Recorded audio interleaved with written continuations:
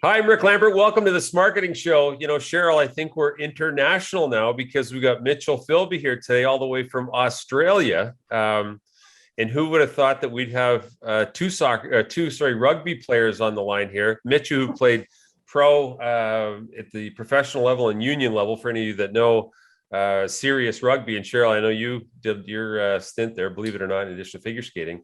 But I wanted Mitchell to come on and share with our audience his insights. Look, folks, you've got a gentleman on today, our guest. I think it's one of the best in the world in terms of understanding how innovation needs to be directly linked to business strategy. He's the founder and principal of a company called First Rock Consulting. And I asked him before we get on, how should I describe you?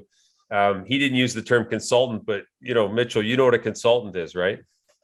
Yeah, I heard some nice comments. I've heard some negative comments, so I don't know which one you want to go with. We say sell to win. We say a consultant's a guy from out of town, right? Because how possibly could someone over here in Canada or United States know what a guy from Australia knows? Sure. But anyway, congratulations, author of a book. I know you're a professional speaker that speaks at tons of conferences. You got a deep background, 30 plus years in the print area industry where I come from.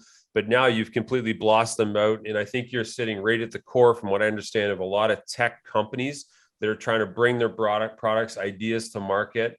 And, so many of our clients, Cheryl, are dealing with digital transformation and technology, innovation, all these things.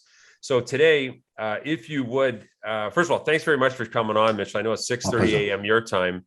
Welcome, Mitchell. Thanks, Cheryl. Let's jump into it if we can here. Like, why do you think innovations become so important when it comes to designing a business strategy? It's a really good question. And because I spend so much time in it, we've learned a lot of things over the past 20 years or more around about the innovation in the R&D space. And what we're finding is that if I took a typical Rogers bell curve and looked at what that went through as a cycle, what we're seeing is that where a product usually was brought to market and it had a life in that market for 20 years, and so it brought in a revenue on annuity model for that period, we're seeing that products aren't in market for that long anymore. We're seeing it shortening really and concertinaed right up into 5 years, even less in some cases. It's like your typical iPhone that you might buy, you change over quite quickly. So we're seeing today that products that you develop don't have that bandwidth of being in market, and that's causing businesses from all over the world in different industries some challenges. And that challenge is really, how do we actually accelerate our innovation space? Because we don't have products in market for long, so we actually need more products coming in.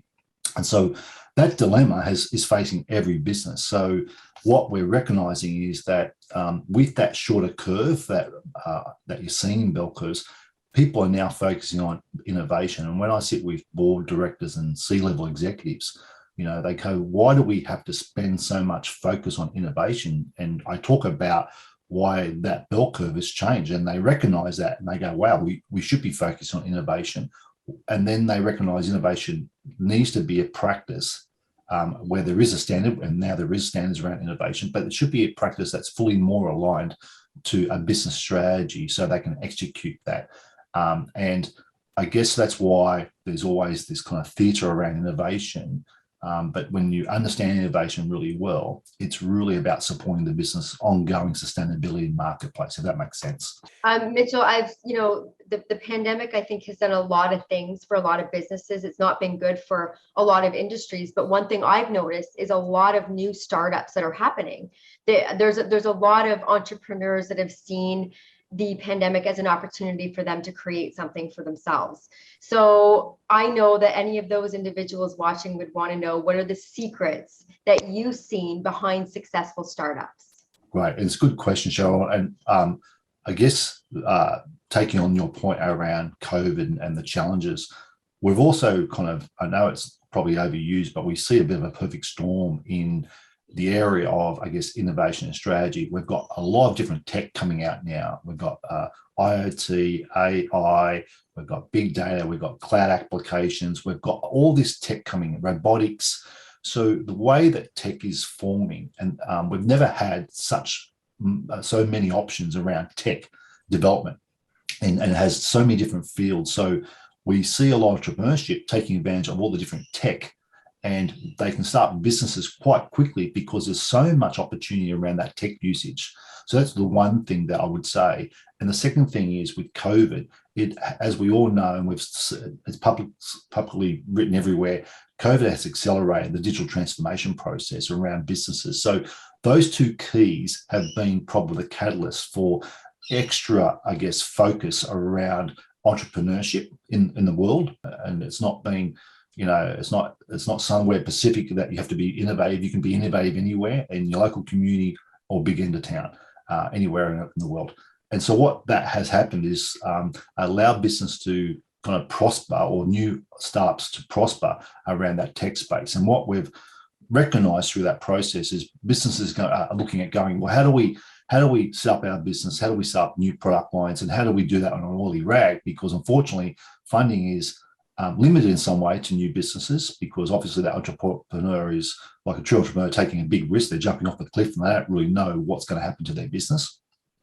So they have to do it in a different way, and they have to be pretty good at doing it. So there is a kind of different frameworks, but we adopt a different framework depending on what we're doing. But we usually go through a simple process, which is really about, have that business model canvas mentality where you start to plan your commercialization before you go to market, or at least if you don't plan it, have a view of what commercialization is. Because what we do see quite frequently is a lot of zombies, entrepreneurs out there, where they develop a product or technology for their business and wonder why they can't scale it, because they never considered how to scale it in the first place.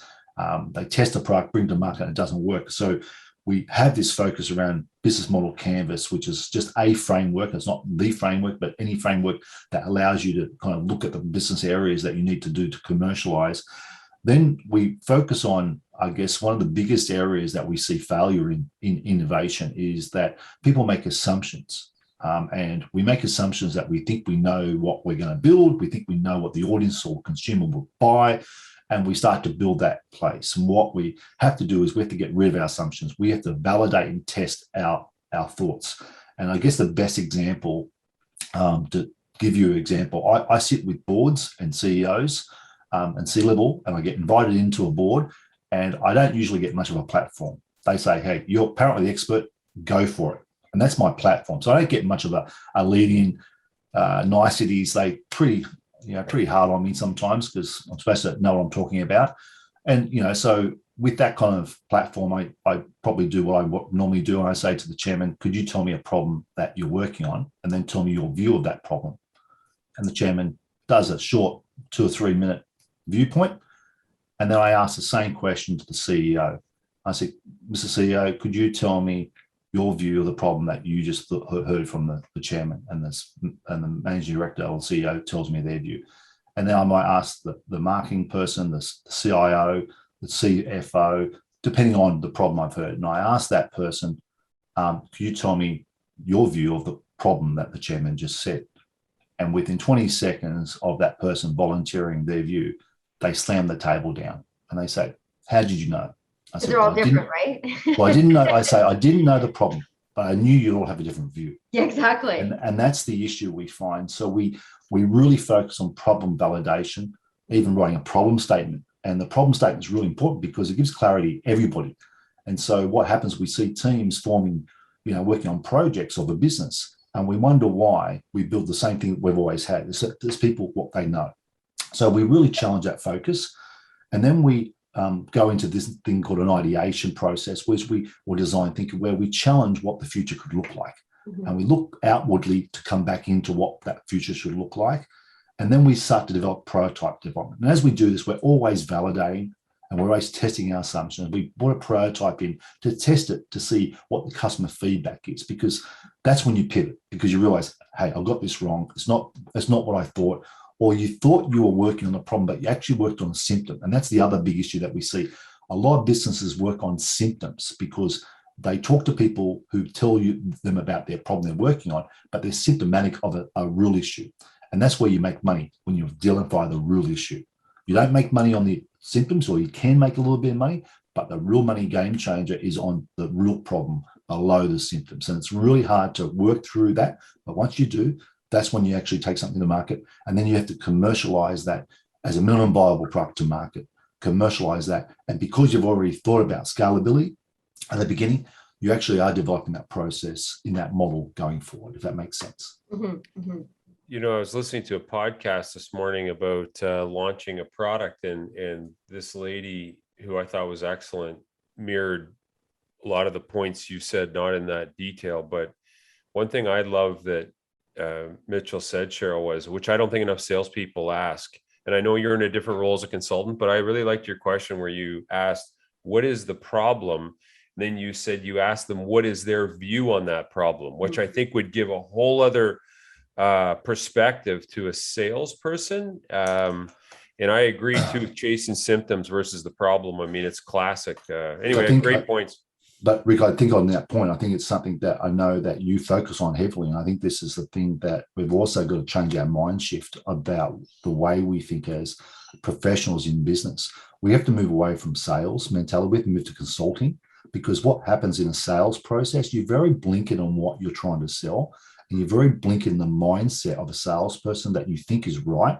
Consulting is a much broader aspect, and you have to understand what the business requirements are. And so when you delve into the business requirements, you actually can go through that process to validate and test your assumption, but also the customer's assumptions and what good looks like. In a sales, we kind of framed the wrong way. So I think as an industry and as professionals, we have to move away from sales to a consultancy aspect and be more solution oriented from that perspective. I think that's where we kind of lose sight a bit, and we try to be sales and we go, yeah, I understand sales because we've all come from that. You and I both come from that background. But I think that when you gain the experience, you need to understand how to be a consultant. Hence why we don't get to those problems all the time. We kind of bypass because we're so keen to sell our products. If that makes sense. No, I think, I agree 100%. Like, I think the younger salespeople, if I can call them that, are still emerging into consultants. But if you're a senior person watching right now, that question you asked, Mitchell, I thought was like phenomenal. What is the problem? And then what is your view on that problem? Because that would give even more illustration than others. Yeah. Well, it helps you validate your own and qualify your own thing. Yeah, I mean, then you just follow what their viewpoint is. If I had to ask you this question, like, when you've got innovation coming and you've got a different kind of life cycle of a product, why do you think there should be so much focus on early adopters versus maybe a mature market? That's a good question, Rick. And the best way to explain that is that because I spend a lot of time with organizations who are raising capital, Series A investors, capital raisers from different perspectives on different exchange around the world. One of the things that we learn from that is that the investment community who invest your money to you, they want to see that you do something and give them a return on that investment, obviously.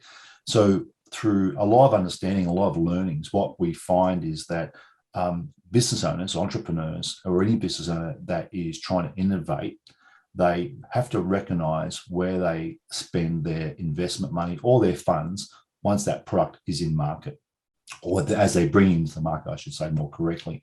What we've recognized is the most successful businesses actually focus on the early adopters and the innovators in that space to sell to, because they're the ones that are more looking for a market differentiation. They're looking to outcompete the competitors. They are forward thinking and they are much more brave in their entrepreneurship thinking.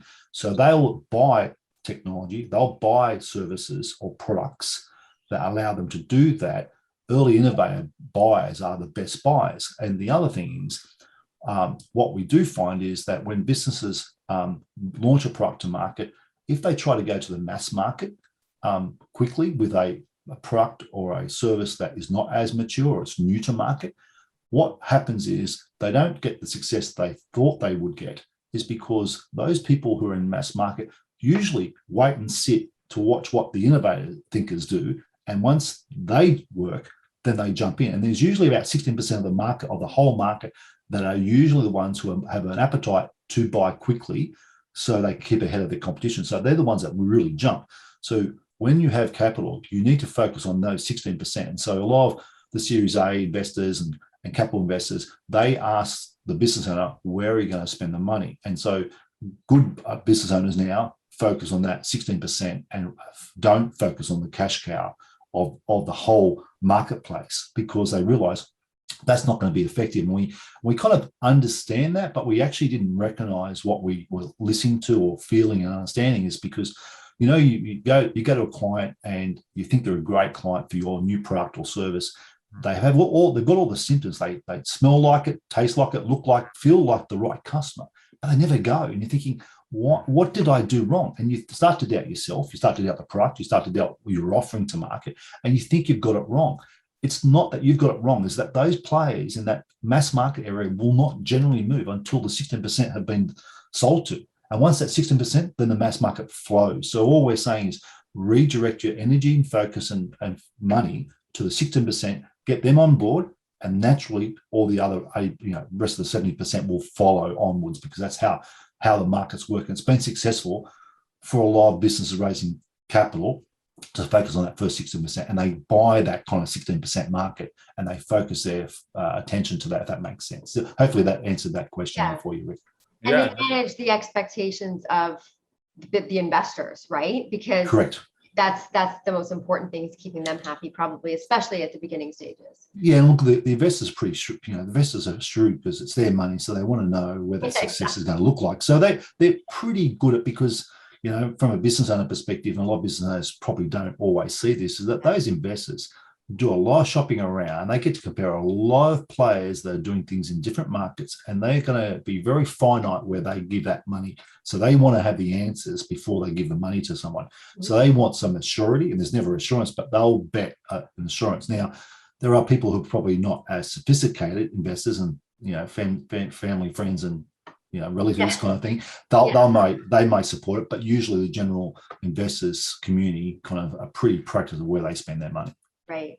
Mitchell, thank you so much for coming on the show today. Great insight. We could talk about this for hours and hours, I'm sure, and people pay you to do just that. If you're interested in getting more information about Mitchell, you can connect with him on LinkedIn. Really appreciate your time today. Or you could catch him on a big wave in Australia somewhere. Yep, out the back. Thanks for joining us, buddy. Great job, and I really enjoyed your insights today. Appreciate it. Thank you. Have a great day. Take care. See you next week, everybody.